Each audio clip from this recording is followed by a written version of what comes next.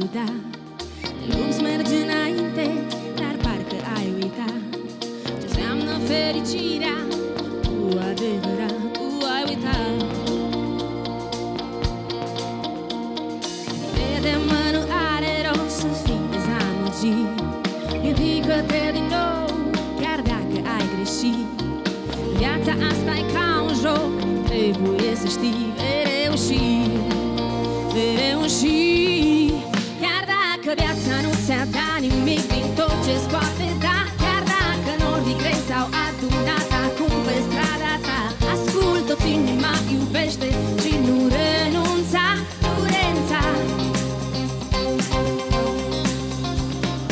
Chiar de simți că toți cei dragi te-au abandonat, ridică-te și luptă acum cu adevărat. Nu lăsa pe nimeni să-ți dicteze ce e bine și ce nu. Să știi doar tu, să știi doar tu. Chiar dacă viața nu ți-a dat nimic din tot ce-ți poate da, chiar dacă norii grei s-au adunat acum pe strada ta, ascultă-ți inima, iubește și nu renunța, nu renunța.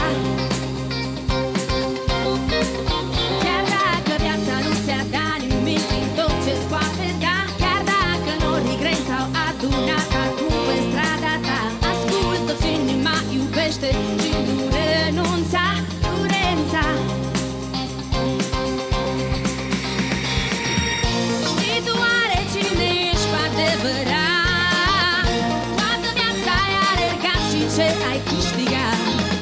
Fii tu altfel, crede în vise, orice-ar fi.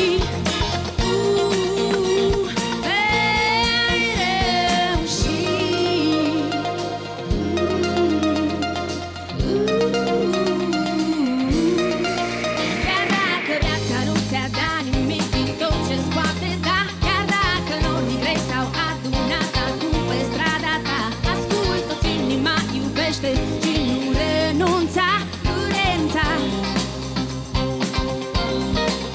Chiar dacă viața nu ți-a dat nimic din tot ce-ți poate da, chiar dacă norii grei s-au adunat acum pe strada ta, ascultă-ți inima.